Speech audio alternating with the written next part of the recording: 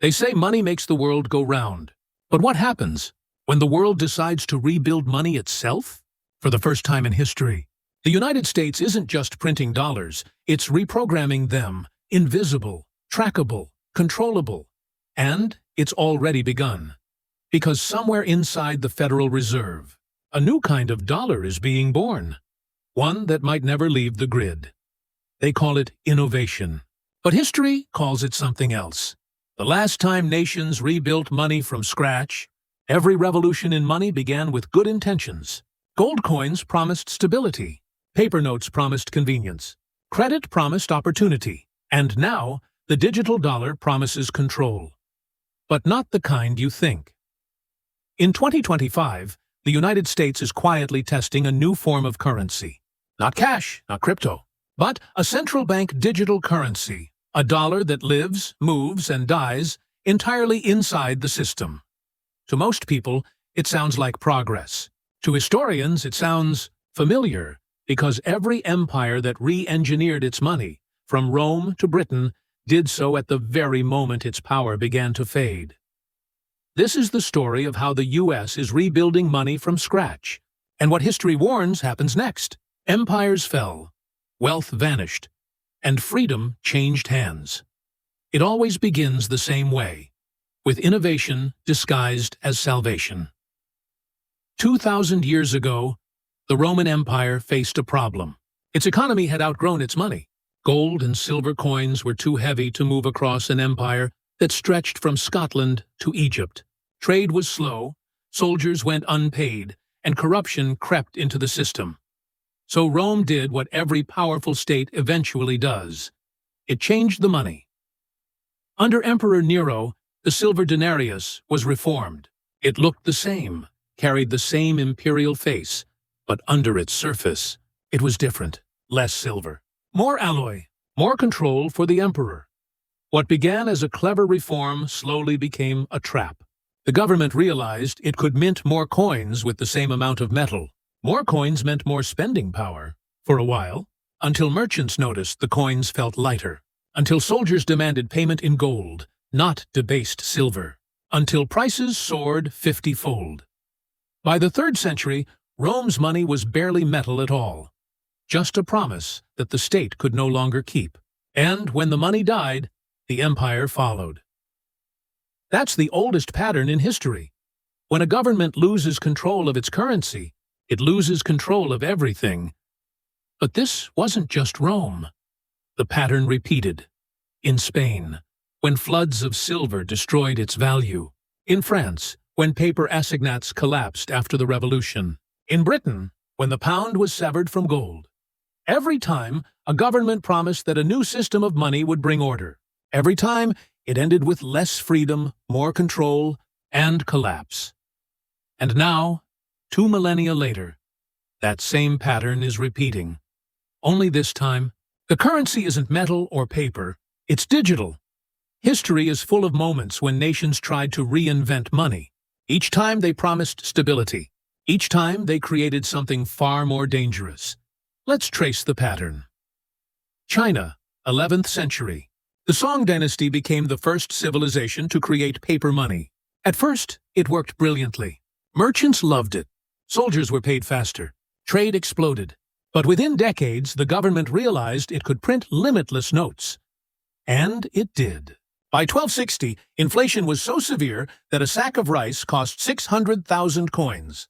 Paper was worthless. The dynasty fell. France, 1790.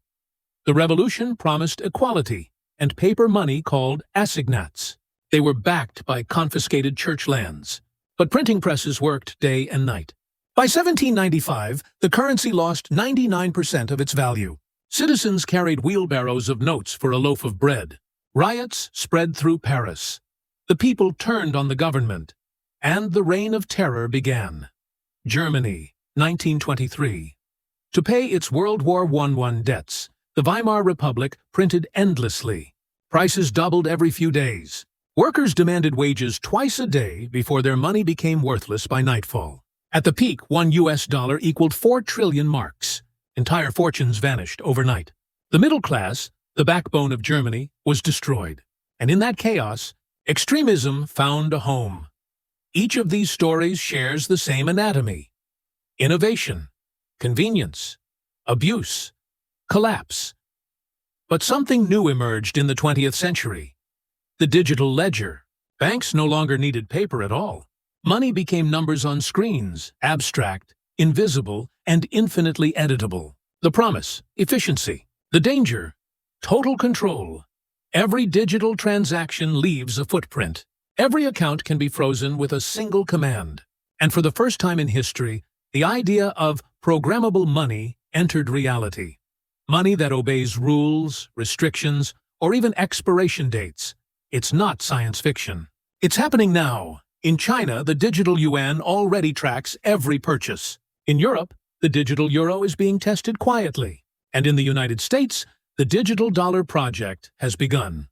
They say it's about modernization, a system faster, safer, more efficient.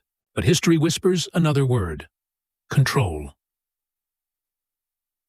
In 2025, the United States stands at a familiar crossroads, the same kind of moment that once changed Rome, France, and Germany forever. For over a century, the US dollar has been more than currency. It has been power, the global reserve, the foundation of trade, trust, and dominance. But beneath that strength, the structure is fracturing. The national debt has passed $36 trillion. Inflation has eroded the value of every paycheck. The middle class, once the symbol of American prosperity, is shrinking, and public trust in money itself is evaporating. The response? A new idea, called the digital dollar. Officials call it a CBDC, a central bank digital currency. They say it will make payments faster, cheaper, more inclusive. They say it's just evolution, like moving from cash to cards, or cards to apps. But that's the lie every empire tells before the pattern repeats. Because the digital dollar isn't just a new payment method, it's a new architecture of money itself. Unlike your bank account, a CBDC doesn't sit in a private institution. It lives directly under the control of the Federal Reserve. Every transaction recorded, every dollar programmable. That means your money could one day have conditions attached. Spend it here, not there. Buy this, but not that. Use it this month, or it disappears. Think it can't happen? China already does it. In Shenzhen, citizens earn digital points based on behavior, rewarded or punished instantly. In Nigeria, when citizens rejected the digital naira, the government restricted cash withdrawals to force adoption. And in Europe, central bankers are quietly debating how to cap anonymity in the digital euro. Now, the United States is joining the race. The digital dollar project has been testing prototypes with major banks since 2023. The Federal Reserve calls it the future of money. But the future they're building looks nothing like the freedom Americans were promised. Because when money becomes data, control becomes absolute. And history shows what happens when control replaces trust. It never ends with stability. It ends with collapse of currency, of privacy, of liberty itself. The Roman emperor debased silver. The French government overprinted paper. The Weimar bankers drowned Germany in marks. And now, the Federal Reserve is rewriting the code of money. From something you own to something you rent from the system. The same story. Different tools. Same ending. Unless we recognize the pattern. Every empire thinks it's immune to the mistakes of the past. Rome believed silver would always have value.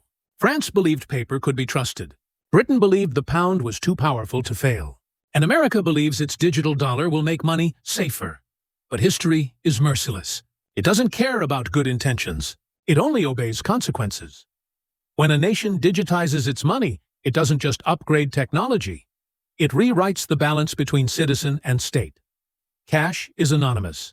It gives people freedom to choose, to save, to dissent. Digital currency erases that buffer.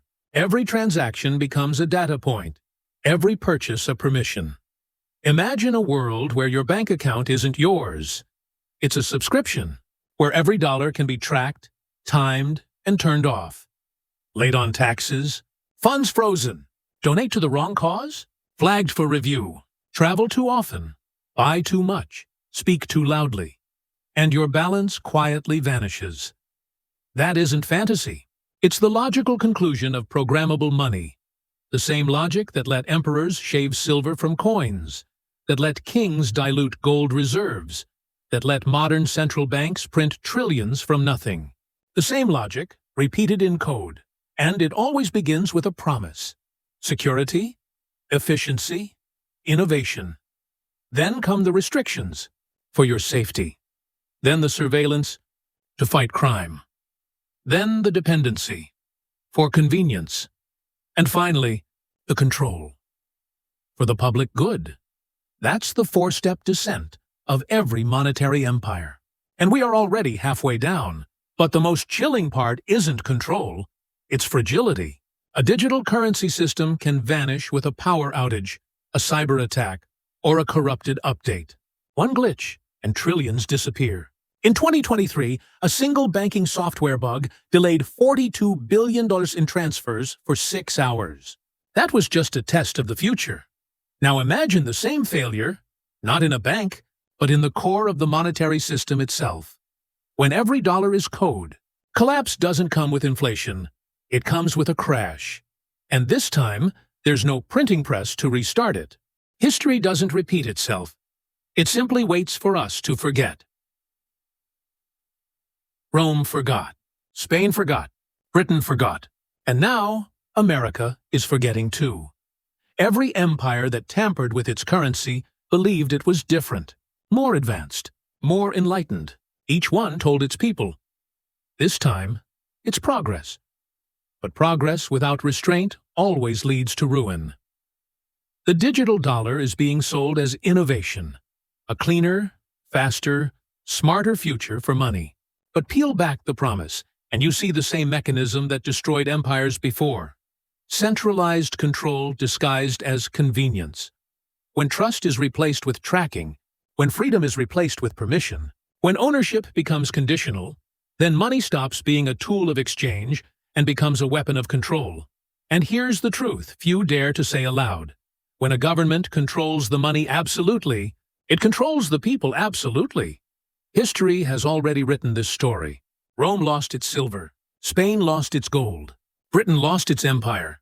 And now, the United States risks losing something even greater. The idea of financial freedom itself. The pattern is visible. The technology is ready. The decision, still ours. So ask yourself, when money becomes code, who will hold the key? And when that key locks, will you still be free to open the door? If this story opened your eyes, remember, history doesn't just tell us where we've been.